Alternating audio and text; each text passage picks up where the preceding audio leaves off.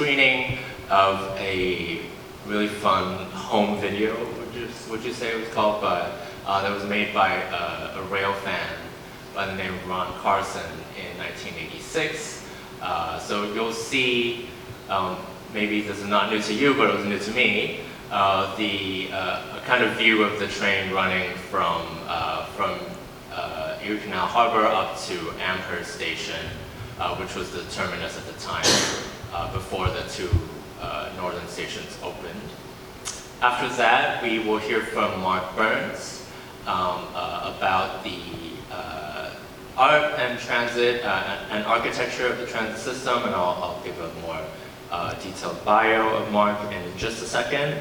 Following that, we'll have some time for Q&A and discussion, which I encourage you all to participate in.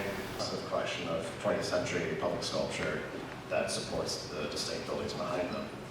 Just in a few, there's the Harry Bertoia fountain in front of Minoru Yamasaki's One MT Plaza.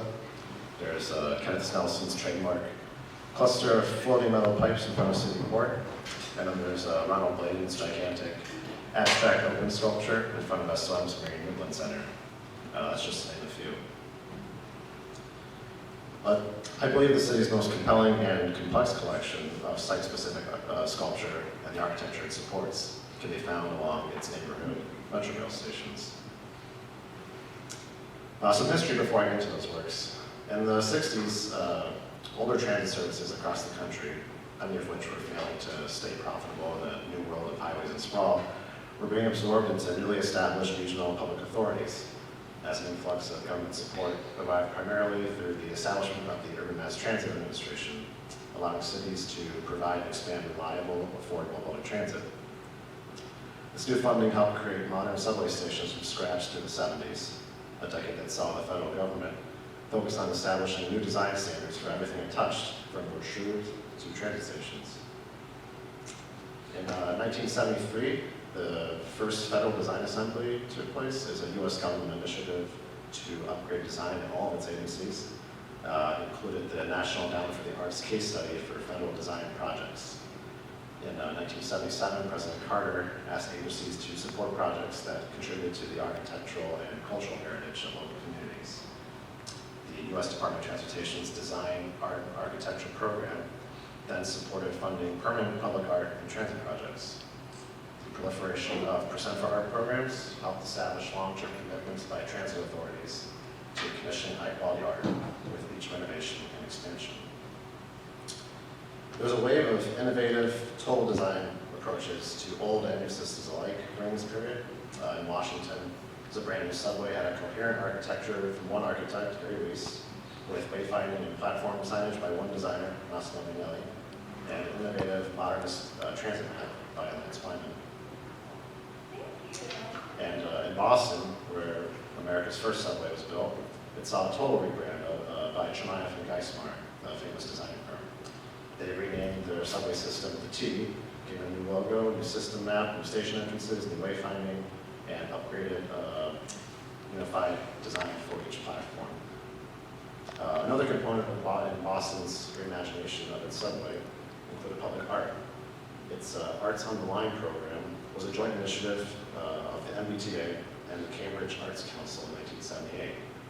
Arts on the Line became an award-winning DOT pilot project, establishing guidelines for the administration and the integration of public art in the transit system. The following year, Buffalo closed in on final concepts for the art and architecture of its new Metrorail stations. Art was overseen by a committee led by the celebrated local gallerist Nina Freudenheim. Their criteria was to create works that were rooted in imagination, creativity, reasonable maintenance, and a lifespan of at least 50 years. After receiving over 500 artist inquiries, 75 of those were invited by the committee to submit proposals, and 22 were selected. These contemporary artists supplied Metrorail with really powerful works that reflected their own lifelong interests in materials, form, color, and light, while responding thoughtfully to the architecture they were asked to support. These works were also informed by community interests, with the formation of 3 neighborhood advisory groups who relayed ideas and concerns to the artists through the selection committee. The level of engagement was impressive by standards at the time and sought out by other transit art programs around the country. And this presentation will focus mostly on the sculptural installations along the street and sometimes mezzanine levels of the 8 original indoor stations. I'll start off with a few specific artists and how their Metrorail contributions fit in with their other works. But actually, I want to give one more quick history lesson to set up those artists.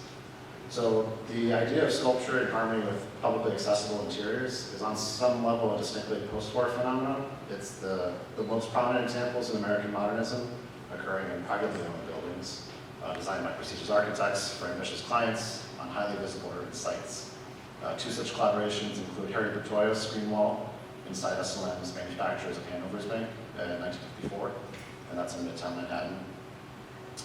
And Alexander Calder's Universe inside the lobby of Chicago Sears Tower, also by S&M in the mid-70s. These pieces, done in collaboration between artists and architects, enlighten the user experience in spaces designed for hundreds, even thousands of people to walk through around daily, adding to the building's character. While Metrorail's construction did not necessarily come with the same type of artist-architect exchange of ideas, there are quite a few installations that suggest a similarly intense and deliberate conversation between the art and the architecture that stand out from other transit systems of its era. In a way, as corporate America moved on from this brief period of earnest optimism for a shared future with the cooperative public, new civic architecture in the 70s and 80s, especially transit architecture, embraced a similar approach. Starting at University, bus passengers coming in and out of the busy bus only loop passed by Beverly Pepper's massive spiraling quartet steel towing in the middle of the grass berm, in which the quartet appears to snake its way along the grass towards Maine, transforming the berm into something more complex and visually interesting. It's a beacon of sorts for the station, which appears as if carved out of the elevated lawn that leads up to the iconic clock tower of VA's Hall on the other side of the station's elevated west entrance. Pepper was most known for her hulking quartet steel sculptures, but also her stainless steel works, found in museum and corporate collections around the world. No stranger to Buffalo, you can see her works here, the Albright Knox, Roswell Park, and also in this library upstairs. Stephen Antonakos at the same station. His neon installation guides riders both coming in from the buses and from the east and west entrances into the underground platform. This adds a layer of lively, modern urban energy to one of the more consistently busy Metrorail stations. And this was the artist at Mo. He did very similar projects at other stations around the country and the world. You can see on the left, this is a PATH station in Jersey City. In the middle, you see a station in Baltimore. And then in the right, you see a piece in the Athens Metro. Richie Kubernik. As riders go up the escalators at the South Station, they arrive at street level, directly facing his installation called Scramble. It's a complex, colorful installation, aluminum tiles riveted together to represent an object in motion. Like the sculptural installations throughout all the indoor Metrorail stations, this piece once again exudes a modern, fast-paced urban energy. And Kubernik's a Buffalo native, but he did similar piece a couple of years later in Boston for their Orange Line station for Tufts Medical Center. And you can see it's very similar to the LaSalle piece, just arranged a little differently. So it's in 2 sections there, where you see one on the far left stairwell and the one on the far right stairwell. But it feels like a continuation of what he was thinking about at LaSalle. And then Delavan, you have Sam Gilliam's aluminum and steel sculpture, Delavan, which sits higher along the Main Street side of the angular concrete and glass structure, appearing as a sun rising from the facade. With a closer look, you can see Gilliam's trademark use of color, which gained notoriety in the art world, mostly through his draped canvases. In fact, he's commonly associated with the Washington Color School, which is a group of DC area artists that developed a form of abstract art from color field painting in the 50s and 60s. If you look closely at some of the sections, you see pieces that look like basically how he painted his canvases. He also did other transit art pieces or other public installations. He did a piece for New York's MTA, Jamaica Center, also using a circular form to convey energy through the use of color and fracturing of the aluminum canvas. His installation in Washington's Convention Center resembles a stretched out version of his Delavan work, and also kind of reminds me of Richard Byrnes' approach at LaSalle. Richard Friedberg at Allen Station. This piece was called Spring Fling. Then it graced the cover of the brochure featuring Metrorail's art. It was removed during a recent redesign to accommodate UV's new medical school. The first floor had a broad profile view from the street with windows to the left, the escalators as it went down, changing dramatically as one went under this piece. It had two focal points, one at eye level as you entered, and another more dramatically as you went under. And it fits in with his other large installations, very playful, once again, high energy, lots of color, and just changing as you move your eye. Summer Best has what I believe to be the strongest example of what I'm trying to highlight. George Sugarman's sculptures inside are massive, colorful, shaped to feel as if they're in motion, traveling from the glass ceiling all the way down to the built-in seating, leaving itself fully vulnerable to vandalization. You see on the right that one of the pieces is almost always vandalized. This interior-exterior arrangement, this is carried through the outside plaza, where similarly shaped forms not only play off the interior, but also provide unconventional places to sit, lean, stand on, or even climb.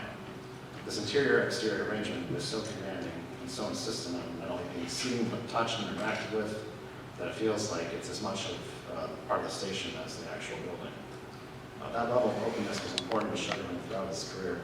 In 1975, he did a piece for a federal building in Baltimore that was opposed by the judges with offices in them because they thought they argued it was dangerous for children, but actually they were also mostly concerned that protesters could use them as soapboxes. And you can see on the left, the Baltimore piece, and you can see, if you look closely, you see some sections that people could easily climb on, speak from, do whatever, which is exactly what Sugarman wanted and what urban sculpture should be.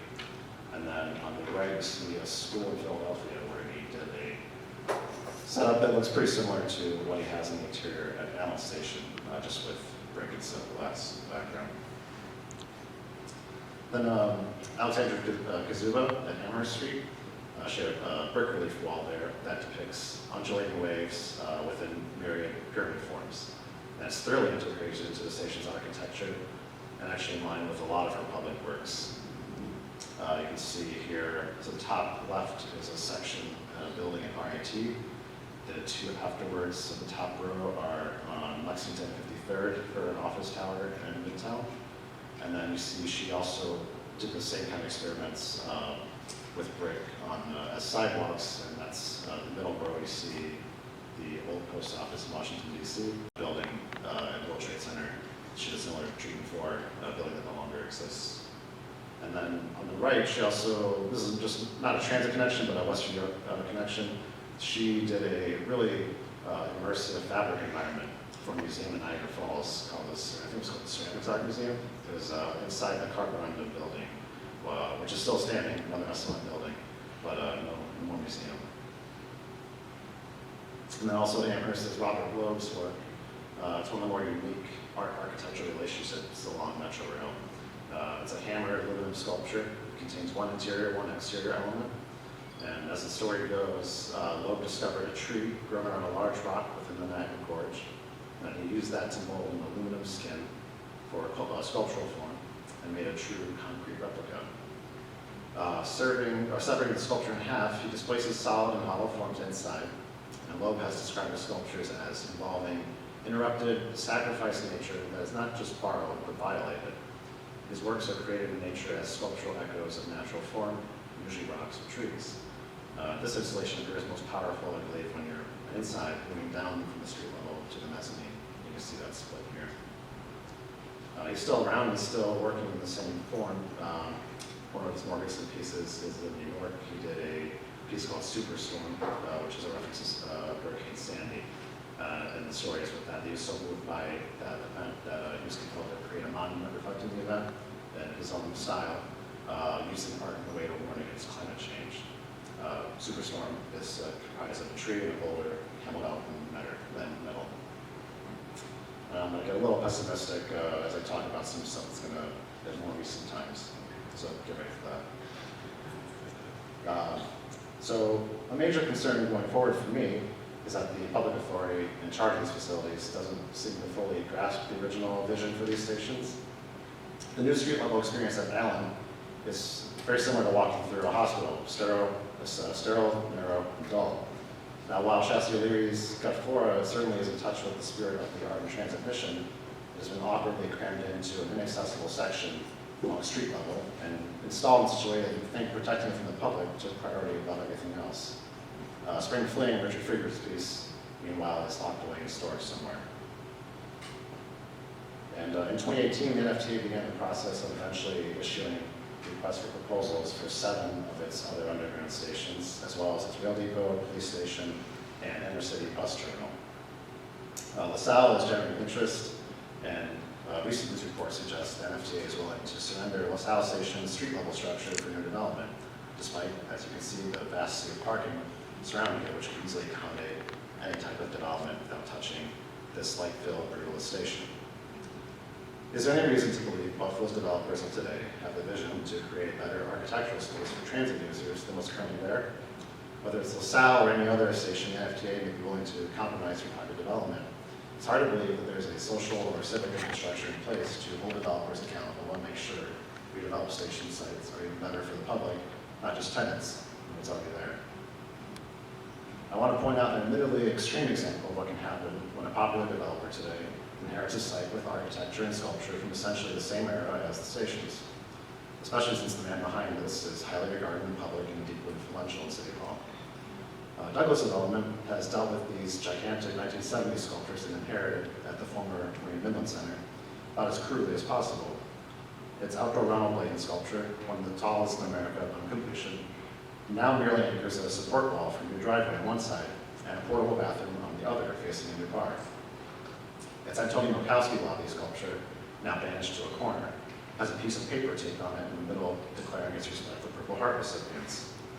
And with the widespread popularity and affordability of murals and more commercially friendly sculpture, why should we trust that any sort of artistic component in these new developments, on top of Buffalo's Metrorail stations, will come with the same rigor, creativity, and sense of permanence the original 22 artists delivered? After all, when world-renowned artist and art and transit participant Sam Gilliam died last month, the NFTA's social media didn't acknowledge his passing, nor did it celebrate his work for them. The MTA's account, dedicated to its own art collection, did. But the NFTA did remember to promote the recent installation of M&T Bank logo sculpture, filled with pandering local iconography at Fountain Plaza. Not only that, but it turns out, as part of the repayment system the station Gilliam contributed to, now has shockingly hostile interior fencing inside to dissuade fare evasion. Not only is this kind of hostile architecture something few artists would ever want to be associated with, but it's a mean gesture after 35 years or more to suddenly announce your ridership, most of whom live in one of America's poorest, most segregated cities, and depend on this service almost entirely funded by the state and federal government, that you no longer trust them. I don't say that to be mean. These are simply troubling signs for anyone who believes in the importance of maintaining and celebrating Buffalo's culturally significant civic architecture, especially from a period in the city's history that is still too recent for many to understand it as historic and too old to be contemporary.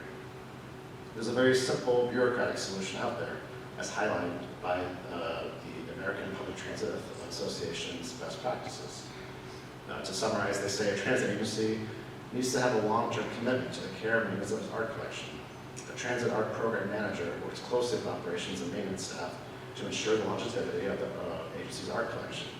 Have an ongoing program to introduce the public to art in the system. Ensure that art and artists are introduced to the public through various ongoing outreach activities. These activities can include receptions, public inaugurations, media coverage, exhibitions, social media, and other means. Interpretive materials such as online information, smartphone or digital apps, guidebooks, brochures, and plaques are critical tools in assisting transit users and the general public to gain understanding and appreciation of the full content and meaning of artworks beyond just their physical appearance. As flawed as Metrorail may be as a regional rapid transit service, it provides a stunning series of truly public buildings designed for generations to use and enjoy. Like a series of 1980s neighborhood art galleries with a train running underneath all of them, connecting people affordably and safely up and down Main Street, and to connecting bus routes throughout the region. We should be able to enjoy these places as the creators hoped it would. Thank you.